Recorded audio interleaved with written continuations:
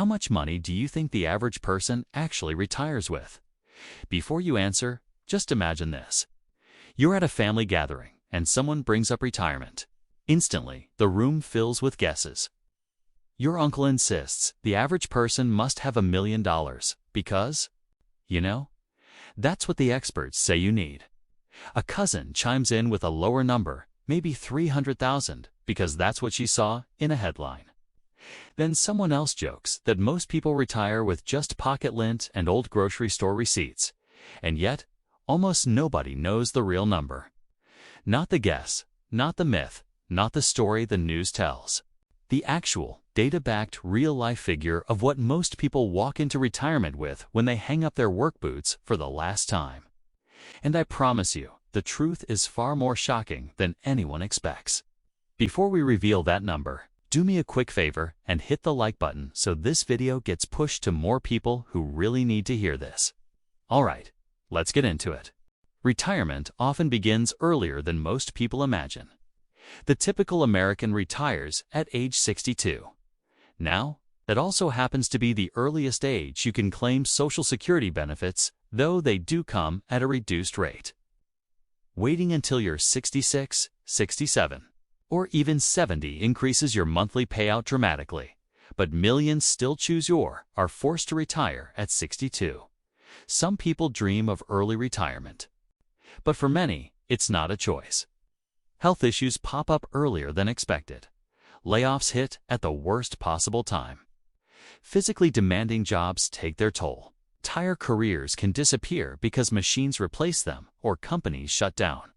And sometimes people just run out of energy after 40 years of showing up every single day.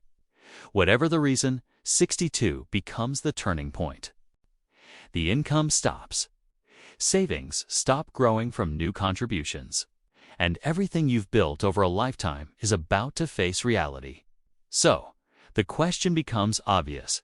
What does the average person actually have saved at that exact moment? What is the financial truth behind one of life's biggest transitions? Here it is, according to the Federal Reserve. The median retirement savings for households headed by someone around age 62 is between $185,000 and $200,000. That's it. That's the number. Not $1 million, not even $500,000. Roughly $200,000. And that number isn't their total wealth. Doesn't include the value of their home. It doesn't include cars, furniture, or regular savings accounts. It is strictly the amount held in retirement accounts, 401ks, IRAs, pensions, and other dedicated retirement vehicles. This is the moment when most people's jaws just drop. Because the story we all told, you need $1 million to retire, collides head-on with the reality that the typical person retires with a tiny fraction of that.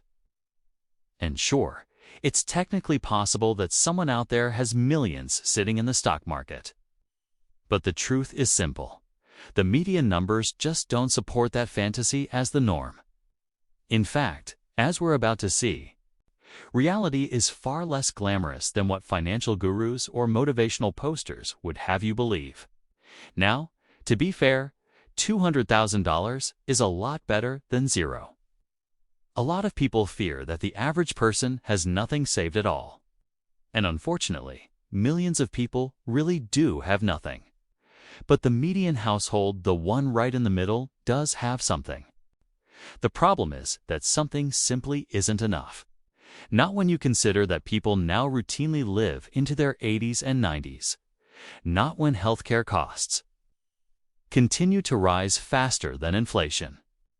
And not when retirement can easily last 20, 30 years, or even more. So the next question people usually ask is, well, what about the rest of their wealth? What about their home? And this is where another important detail comes into play. The median net worth of households around retirement age is roughly $400,000. But here's the catch. The vast majority of that wealth is tied up in home equity. It's not in cash-flowing investments. It's not in dividend checks. Not in stocks, not in bonds, and not in anything that can directly pay the electric bill or buy your groceries. Ever heard that your home is your biggest asset? It's true, but it's also wealth you can't really spend. You can't take your kitchen cabinets to Costco to buy groceries. You can't swipe a piece of drywall to pay your internet bill. Unless you sell your home, downsize drastically, or get a reverse mortgage, that home equity is just equity. It's stuck. So when we look at the typical household, they might have around $200,000 in retirement savings, and another $200,000 in everything else combined, most of which is tied up in the roof over their head. This leads to a much deeper question. Why are these numbers so low? Why aren't people retiring with more? Think about it. The average person works for over 4 decades. Even modest savings should grow into something significant over that time. Yet, the numbers stay stubbornly small. It turns out there isn't one single reason. First off, many people simply never learn how investing works. Nobody explains compounding interest or why the first 10 years of saving matter more than the last 10. Schools rarely teach personal finance, and parents often don't know enough to teach their kids. So when people step into adulthood without a clue how to save or invest, the default option becomes just avoiding it. Then there's fear. Some people avoid the stock market because they've heard horror stories. Maybe their parents lost a fortune in the dot-com crash. Maybe a friend panicked in 2008 and sold everything at the absolute worst time. When all you ever hear is the market is risky, you stop seeing it as a tool for building wealth and start seeing it as a threat. Others just prefer cash because it feels safe. They'd rather see an unchanging number in their bank account than watch their investments go up and down, even though those fluctuations are exactly how wealth is built. But holding too much cash is a silent killer, loses value every single year due to inflation. Over a lifetime, that quiet erosion really adds up. And of course, we have to talk about lifestyle inflation. Modern life is practically an invitation to spend. New phones, newer cars, takeout, vacations, and a dozen subscriptions you forgot you even had. People upgrade their lifestyle way faster than they upgrade their savings rate. And because it all feels so normal, everyone else is doing it right. Retirement becomes a problem for future me to worry about until suddenly, future me shows up holding a stack of bills and a nearly empty 401k. The brutal statistic is this: the average household saves only about 5% of their income, and that's all savings. Not just for retirement. 5% is not enough to build a stable future. It's barely enough to maintain one, with so little being saved and even less being invested. It's no surprise that millions reach their 60s feeling completely unprepared. So, let's go back to that core question. If the typical person retires with around $200,000, what does that actually mean for their retirement income? Let's do some simple math. Financial planners often use the 4% rule, which is a conservative strategy designed to make your money last for 30 years or more. 4% of $200,000 is just $8,000 a year. That's about $666 a month, not a lot. They might withdraw closer to 8%. That gives you about $16,000 a year, or $1,333 a month. It's better, but still not enough to cover basic living expenses in most places. This is exactly why Social Security becomes the absolute backbone of retirement for so many. The typical monthly benefit is around $2,000 per person. For a married couple, that's a combined $4,000 a month. Add the money from their portfolio, and you're looking at a total monthly income between $4,700 and $5,300. It's manageable. It's functional. But it is far from luxurious. For millions of retirees, this is the reality. But here's the most frustrating part. Hitting that $200,000 mark is surprisingly achievable. If a person started at age 30 and simply invested $120 a month into an S&P 500 index, fund that S about $4 a day, they would likely retire with around $200,000 by age 65. That S, it. just $120 a month. It's the same amount many of us unknowingly spend on streaming services, daily coffee, or random impulse buys online. It all comes down to starting early and being consistent. Did you know the typical person retires with about $200,000? Let's talk about why that number is so low and how you can easily beat it.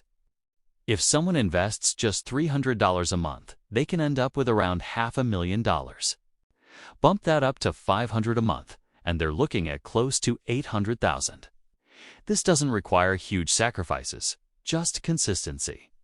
The gap between being average and above average is surprisingly small. But there's another factor people often miss: timing. Let's say someone has $200,000 saved for retirement.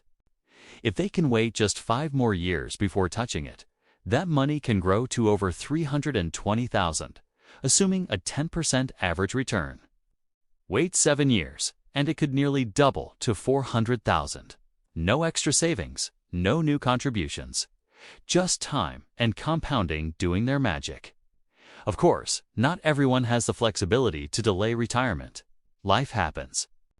But for those with a little wiggle room, the difference can be life-changing. This reveals a bigger truth.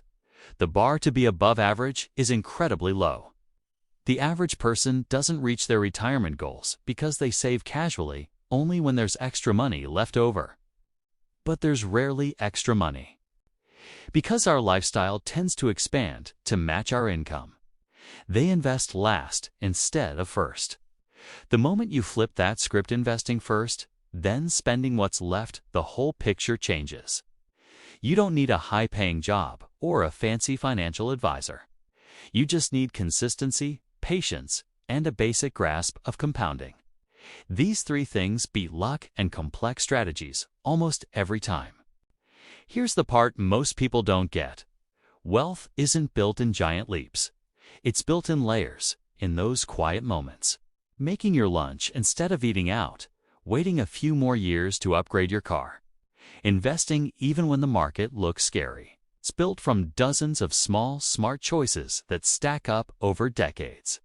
Being average is easy. Being above average just requires a little more intention. Anyone who invests just a couple $100 more each month than the average person will end up far ahead. Anyone who starts 10 years earlier will end up far ahead. Anyone who resists panic selling during a downturn will end up far ahead. That $200,000 figure isn't a ceiling. It's a wake-up call. It's proof that the average path leads to an average result, and for most, that's not enough. The truth is simple. A little money invested consistently becomes a lot of money over time. Compounding is the closest thing to financial magic we'll ever see. And the best part? You don't need to be a genius. You just need to be committed. So no matter where you are right now, your financial future isn't set in stone. A few small changes can completely alter the next 30 years of your life. You get to decide if you retire stressed or secure. It's not about depriving yourself today. It's about balancing today with tomorrow. Financial freedom is built slowly, steadily, month by month, choice by choice.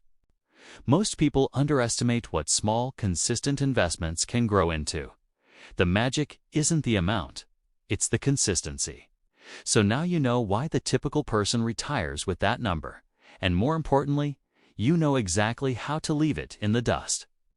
If this gave you something to think about, hit that like button. Share it with someone who needs to hear this, and subscribe for more. Your future self will thank you.